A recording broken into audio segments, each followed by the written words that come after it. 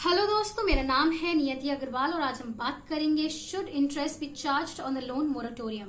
पर उससे पहले आपको ये पता होना चाहिए कि मार्च में जब लॉकडाउन स्टार्ट हुआ था तब आरबीआई ने लोगों के लिए लोन मोरेटोरियम फैसिलिटी 3 महीने के लिए निकाली थी, जिसे मई में 3 महीने के लिए फिर से बढ़ा दी गई 31 अगस्त तक।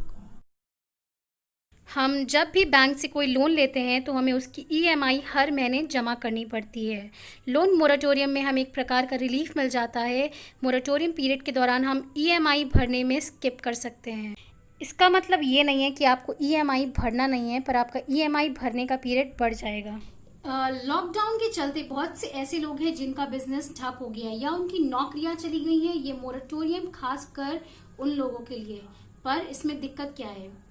मोरेटोरियम के दौरान ईएमआई ना भरने पर उस महीने का इंटरेस्ट बाकी की ईएमआई में ऐड हो जाएगा। अब सवाल ये है कि क्या ये सही है? जहां एक तरफ पब्लिक की हेल्प करने के लिए लोन मोरेटोरियम निकाला गया, वहीं दूसरी ओर उस पर ब्याज लगाकर पब्लिक के लिए मुश्किलें और बढ़ा दी गई। इस पर 26 अगस्त 2020 को सुप्रीम कोर्ट में सुनवाई हुई, जिसकी पिटीशन मिस्टर गजेंद्र शर्मा ने डाली थी।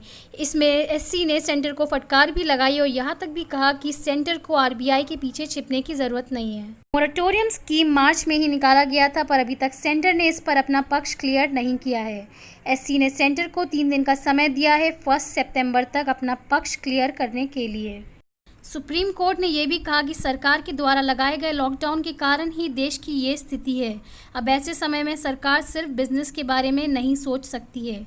डिजास्टर मैनेजमेंट एक्ट के अंडर सरकार के पास इतनी अथॉरिटी है कि वो अपना इंडिपेंडेंट स्टैंड ले सकती है और अब उनको पब्लिक के प्रॉब्लम्स को भी कंसिडर करना पड़ेगा। इससे पहले पिटीशन फाइल होने पर आरबीआई ने कहा था कि बैंक्स कमर्शियल बॉडीज हैं और वो इंटरेस्ट माफ़ नहीं कर सकते, क्योंकि इससे बैंक पर असर पड़ेगा।